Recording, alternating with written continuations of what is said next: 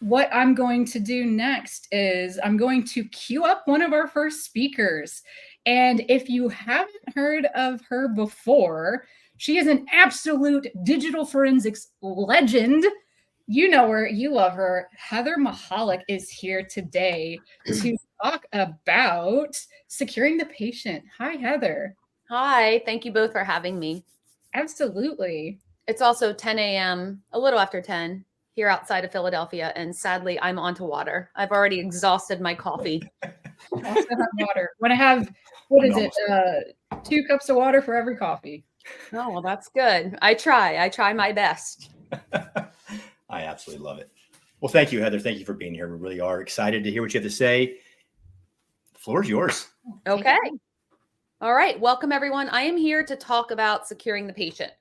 Now, when we say securing the patient, what does that actually mean? We can all be a patient, correct? So I want you to think about this in regards to yourself, potentially your parents, potentially your friends, your family, your little ones, if you have children.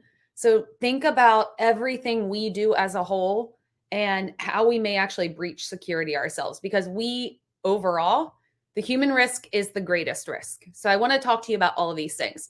A little bit about me. And speaking of risk taking, this is probably the only time I would ever do this. I was teaching in Hawaii and decided to jump out of a plane. Yes, it was a fully functional plane. And I know that's always the joke. I have been doing DFIR and InfoSec for December will actually be 21 years. So I'm creeping up on that. At SANS, I'm the DFIR curriculum lead. I am responsible for all DFIR courses, everything that's incoming, outgoing, the authors, all that fun stuff. I also author a course, the smartphone forensic course, and I am a faculty fellow instructor. I have a day job and I work at Celebrate. I am the senior director of community engagement. And what that means is I'm just kind of the voice outward and the voice inward. You can see the other things. I love good wine. I love good bourbon. I'm getting married in 2 months and I will have 4 children at that point. So busy, busy, busy. Research keeps me sane. But as you can see, with all these things going on in my life and all these moving parts, I don't know if you can see behind me, I have a lot of phones, lots of computers surrounding me at all times. I have to be really security aware. And I want to share everything I think about and have been researching with you just to help you along your path. So let's get started. First, let's talk about phones. Let's talk about, so our tablets, our phones. When you think about these, my tablet, I won't lie, it sits back here on my shelf most of the time. But my phone, this goes everywhere with me all the time. We sleep with them on our nightstands. Sadly, most of us have to admit we take them into the restrooms with us. They are always attached to us. It is rare to see someone get up and walk away without taking their phone with us. If I had a choice right now, if someone came in and said, we're going to take one of your devices to do some counterintelligence on you, which one are you giving? I could tell you I'm not giving my phone. I would probably give my work computer. So that is where we think about the most personal device. Considering that, how vulnerable is it? So is there any risk of this and everything we look at from a DFIR perspective? So if you're considering incidents and breaches, can this be the cause? And the answer is absolutely. The mobile risk is the greatest because we also become a little bit of a lazier human. If you think about it, like I like for my phone, I want to be able to swipe up. I want to be able to unlock it with my face. I want to be able to click on an app and have it remember me. I don't want to be annoyed with all the additional hurdles of logging in. Also, something to consider is most of us need this to unlock our computers, our workstations. We get our authentication codes to this. So how are we going to secure these? What can we do differently? What are we possibly doing wrong? If you think of bring your own device, it does change the name of the game because you're using your own device for personal and work. And that can really complicate things. I know a lot of people don't like carrying more than one device around, so that's something to consider. But what are the actual dangers? And I want to walk you through some of these scenarios here on what could be a potential danger. I hope nothing on this slide is new to you, but I want to give you some different perspective and some different flair on this. Weak access controls. Everyone is guilty of reusing passwords. If you say you're not, I applaud you. Stacy should award you some kind of discount because we do it. I do it. I do these talks all the time. I rely on a password manager, but even in my password manager, if I look at my screen and I'm looking over at my other computer right now, it will tell me reused passwords. So even in a password manager, I'm guilty of this. Lack of two-factor authentication or multi-factor authentication. This is something to really, really consider. If you have the option on your third-party applications or your workplace to set an authentication code, you should do that. I will tell you, last week, it was interesting. Someone was trying to access my Microsoft account, and I kept getting a code to my phone, and I got emails saying, someone is trying to access your account. If this isn't you, you can just ignore this, or you can log in and change your password. Pay attention to those messages. And it happened for about 3 days straight. I had the backup, so no one got access to my account. But why is someone trying to access that? Why is it of interest to them? Something else you have to consider is, what do you put out in the world that could be used to crack your potential passwords? So when we look at personal information that is publicly available, whether it's on, let's say, Facebook or Instagram or anything else, what are we actually providing? So are you wishing people, let's say birthday, everyone wishes you a happy birthday. So people are like, okay, now I know Heather's birthday. Your children's names, your pet names, your nicknames. If you're sharing that stuff on social media, most often those things are what are used to get access to your security. So if, let's say, you're trying to log into something and you have the option to do, I forgot my password. And it says, where did you go to college and pet's name? And you can name that and then reset a password. That is awful. You need to have something beyond those layers because most of us are guilty of putting that stuff out there. We don't even think about it. I did a talk at RSA a few years ago, and I shared an example of social media like phishing, where it's just something is collecting on you. And it had me answer all these questions. Some of the questions were like mother's maiden name. We don't even think about it. You just want to know which Disney princess you are. So you enter all these passwords and not passwords, all of these credentials and answers that you don't know who's collecting on the back end. So be really, really careful with that. As far as phishing and smishing, at some point, people will be tricked. I think one of the hardest things with smishing when you're getting a text message is anytime. So September is like wine delivery time for me. And I'll get something from FedEx saying we couldn't deliver your package. If you look closely at the address sending it to you, obviously that helps you. Holidays, I know it makes it tricky too when you're waiting on packages to come for gifting. Just be careful what you do. Make sure you are using credentials that are strong. Make sure you are rechanging your passwords and you're using multi-factor authentication on everything possible. Now, I want to show you where things could go wrong. Let's pretend this is me and maybe I'm in a hospital. Maybe I'm you. Maybe I'm the patient. Maybe I'm someone in the waiting room. This is what this is going to look at like. So single sign-on. I go to access something through work, through my phone. I get a verification code. Great. So when I enter my verification code, I get access to corporate email, your cloud storage, all the things, possibly patient records, whatever you have the need to know to access. Now, the biggest problem, that's a verification code. What happens if I change my phone number? What happens if someone has access to my device? What happens if someone has access to a trusted device and that person is no longer me? So now with that one simple PIN, they have access to all of your things. Now, when this comes up, one of the top questions I get are push notifications better than a text message? Is getting a code that you have to put in an authenticator through an app better than a text message? And this is where it all depends.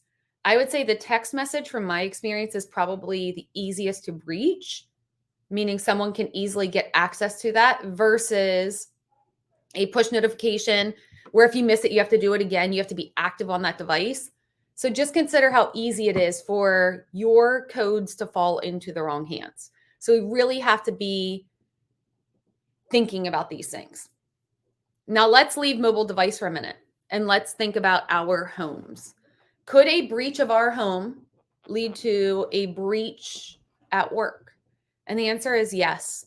When people start targeting you or getting access to your things, if they are aware of passwords and anything else you're doing, it's very easy to reuse those items to then haunt you, which isn't good. I use all of the things listed here. So I do have Alexas in my house. I hope she doesn't pick up and start. She's listening now. I do have a Google Home. I use door cams and thermostats by Nest. I have all of them. I obviously have Wi-Fi. That's how I'm talking to you. I have a NAS storage. And I know someone at Sands recently had their NAS storage attacked and ransomed. That's awful. That's where all of my stuff is. So you really have to protect these things. You don't want any of these things to be hacked. You don't want anything to become ransomed and encrypted and locked down from you. So you really have to think about, how are you securing these things? Are you using the same passwords for your Amazon login, which is then Alexa, as Google, as your Nest thermostats? Is your Wi-Fi just admin and password? Think about these things. Something I always recommend too is take a look at your Wi-Fi and see the devices that are connected. This could really help you prevent something from going downhill. Now, that final thing there, I think the greatest risk, and no one ever talks about this, I'm always asked to talk about securing your children, how to protect your kids and their digital footprint. What about our parents? Let's think about AI right now. I hear all the time that people are saying, oh, my parents were sending a check to this ransom every single month because they were threatened that if they didn't, their computers would be locked down. Do your parents have backups? Do your parents have a password manager? Do your parents understand what a legacy account is on their mobile device or on social media? There are so many things that I need you to think about. And what I'm going to do probably next month is I'm going to write a paper that I want to release through Sands for free, and everyone can have access to it, on securing the generations, meaning us, our parents, our children, with just simple tips on ways to set things up properly so that nothing gets hacked. Because I feel like once something is breached, it just goes down that nasty path of continuation. And we don't want that. We don't want that whole snowball effect to happen to us or anyone we know or care about. So I'm going to provide that. Keep your eye out for it. If you follow me on social media, I'll make sure I put it on LinkedIn, Twitter, and everything else. Securing the family. I did this whole production with Sands, I think 2 years ago now, maybe 3 years ago. And we talked about everything from backup, child parent security, giving your kids enough privacy that they are responsible, but not so much privacy that you have no idea what's happening on their devices, because that can also be really dangerous. But I also educate you on just how to be aware. And then back to the artificial intelligence again. We can't fear it. It's there. We have to educate our children on what to do with it. We have to teach them how it could actually help them with schooling, but how it could also hurt them. Last year, RSA, I used AI to train me on how to talk like a 9-year-old so I could try to fish my own son in order to get him to tell me where he lived. So it's very scary what it can be used for. But I think the worst thing we can make, the biggest mistake we can make in this world, is fearing technology. So we don't want to fear it. We want to learn it. We want to adjust. We want to go with it. But I strongly recommend checking out Securing the Family. I talk about, there's tip sheets provided for free on how to secure your backups, how to change Wi-Fi passwords, securing your home in general. So please take a look at that and check it out. Let's get back to you. What happens when you make a mistake? I can tell you I've made a mistake. I have clicked on things that maybe I shouldn't have. I work with extremely smart people all the time. Recently, I work with someone who he admitted that he clicked on a link and he shouldn't have, and then he deleted it, but IT had caught it. It was a phishing link. So what are you supposed to do if something goes wrong? And one of the biggest mistakes that I think organizations make is they don't ensure that you will be safe of keeping your job if you report a mistake. So think about this. Let's say I clicked on something. I'm like, ooh, that's really bad. I shouldn't have clicked on that. And I just delete it. But the fact that I clicked on something, maybe it was one-click malware, and now something is on my system and potentially traversing the network. If you make a mistake, there has to be a safe way for you to report. And this is super, super important. I did a talk in London for some CISOs, and this is what came up. Everyone worries about the reporting. Also, if someone reports a security risk, it must be taken seriously because things will go wrong.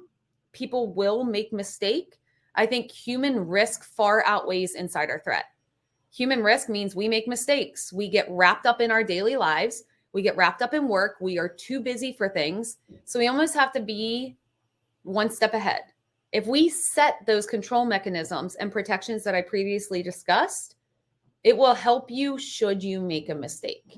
So obviously things like a report button in Outlook, if you have spam filters, anything that warns you that it could be phishing, just be really careful. We will all make mistakes. I hope you don't, because the last thing you want is to impact healthcare records, patient records, all of those things. If you get ransomed, that's obviously a tough place to be in. When we go through all these slides and all these things I'm saying to you, I want you to consider this pyramid, because the risk could be any of these people. It could simply be a patient in two regards. Maybe the patient is the one that led to the breach by connecting to your networks, by clicking on something, or it could be that the patient is the target and that is how they're getting access. It could be someone on your staff clicks a link accidentally, just goes down a path, wasn't securing things the way they should. It could be a visitor sitting in a lobby. It could be a pharmaceutical rep, a medical rep. There are so many things that this could be. It really is a risk for everyone. And that's why I said human error. Human error is the greatest threat. If an attacker is wanting to ransom the entire hospital, the issue here, and I always feel bad saying this, but I feel like it's not, and when Ryan comes on here, you can ask Ryan later as well, but it's not if, it's typically going to be when. If the target is that big and the target is on the back of the hospital, you really need to make sure all these mechanisms are in place. And something I will say in one of my final slides, it is worth the investment to prepare defensively versus having to pay offensively after something happens. So you need to build your defense versus saying, oh no, we were attacked and now we have to go offensively find all these things. You need to prepare. You need to build up the brigade to protect you before something happens. I feel like I've always been told to never tell a student or someone you're lecturing like, oh, it's your fault, you did this. But this is one of those slides. The responsibility is yours. It's mine. It's all of ours. The biggest mistake you can make is to assume you are not important enough. When I got that Microsoft email the other day saying someone wants to log into my Microsoft 365, I'm like, why? What do they want? The biggest mistake you can make is assuming nobody cares about your data. You could be a practice. They could be just putting feelers out everywhere, they being the attacker, to see who they can actually get to click something. Who can they actually trick for something to occur? So be careful with that. Don't give away too much information. It's super, super important. If you can avoid ever putting out the word that would be an answer to one of your security questions, you are much safer. So be very, very careful with that. Even think about simple things like I have a class reunion coming up soon. So if I write back at the East Penn Panthers, now people know possibly my hometown. And what if Panthers is a security answer? I can definitely tell you in some login I have somewhere, high school mascot is definitely one of the questions. Be careful with that.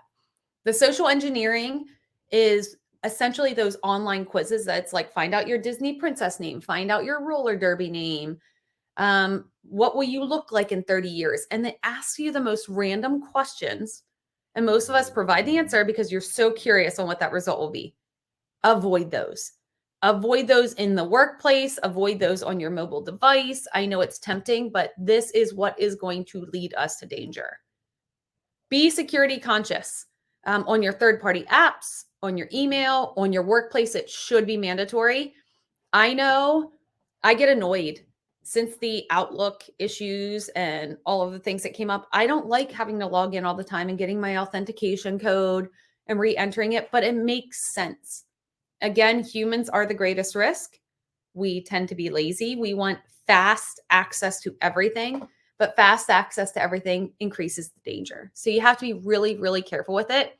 People often ask me which password manager I use. I use 1Password only because I can use it across multiple computers and devices, but really you can use anything you want. The final thing, you can't fear technology. Your family should not fear technology. I have so many people always asking about, my kid wants a phone. What's the right age? My kid wants a watch. Is that allowed? What about Snapchat? What about online bullying? These are all concerns. What I strongly recommend is that you remain in touch enough with any device that you're giving to someone younger than you, that you're respecting their privacy, but that you always have access to it. And that is my professional and personal opinion. I like to compare it to when I was younger. My mom would get into my backpack on occasion and read notes that my friends would write to me, and I would freak out and tell her she was invading my privacy. And her response was, "You were acting different. You gave me a reason to." So keep that in mind. If your child is suddenly quiet, or if your parents come to you and say that someone weird is talking to them about potentially refinancing their home or their cars, be very, very careful with it. Just make sure you're educating people to protect themselves, but you're also not making people fear technology, because if technology is feared, we can't live in today's society. It's super, super important. The responsibility is ours to educate. It is ours to guide. Some final thoughts I have for you. Train yourself. If I said things to you during this and you're like, I have no idea what she means, I guarantee most of you have a third-party app on your phone. What I want everyone to do is, Instagram is constantly hacked. If you have Instagram, you have Facebook, you have something else, go into your settings. Click on your settings and go in and see, okay, what are your settings in privacy? Who can see you? Who can access your account? You'll see that it will let you do multi-factor authentication. You can supervise accounts for families. There's so many features in the settings of the device, and I think a lot of people just don't go and check it. So look at these family centers. Look for the tip sheets that I am going to be putting out. Good advice that I got, I want to say maybe 2 years ago, someone said this to me. If you want to learn something new, maybe you are in incident response, or you're just a cyber professional with a special niche, and you're like, you know what? I actually want to learn more about securing my family, or I really want to learn more about forensics or how to prevent a ransom from happening. Spend 5 hours each week. If you spend 5 hours each week learning something new, you will become proficient in it. There's free resources everywhere. At SANS, I know the DFIR side, we do a lot of workshops. They are 2 hours long. Typically, they provide hands-on. They're completely free. There's reading rooms. There's all kinds of free resources out there to teach you these things. Invest in the training now versus paying for the results of an attack after. And I cannot stress that enough. Even if you have one person on your team, one person that knows how to better educate and protect, you are far better off versus having no clue. One of the biggest issues you're going to have is attackers it's rare that attackers are detected as soon as they hit your system. Typically, they're in there for months. You'll hear some breaches where it's like they've been in there for years. So what else have they done? One vulnerability is typically not enough. So 1 typically equals 0, 2 equals success. And when I say that, if there's a weak access point on your phone or your computer or your networks, typically there are already 2 methods if someone is living in there. So be cautious of this. If you have questions beyond this, you're welcome to reach out to me. You can find me on Twitter at Heather Mahalik, or X, whatever we are calling it now. I'm on LinkedIn. You can find me, I think it's Heather-Mahalik-Celebrate. If you find me, you can connect with me, you can ask questions, but please keep an eye out for those tip sheets. They are going to be the very best thing that I think I can offer you, because it's something that I hope, I'm going to test this with my father, that you can hand to someone and say, do these things, and simple steps to just make everything a little bit more secure and to protect you, protect the patient, but ultimately protect everyone around you so your data is not taken.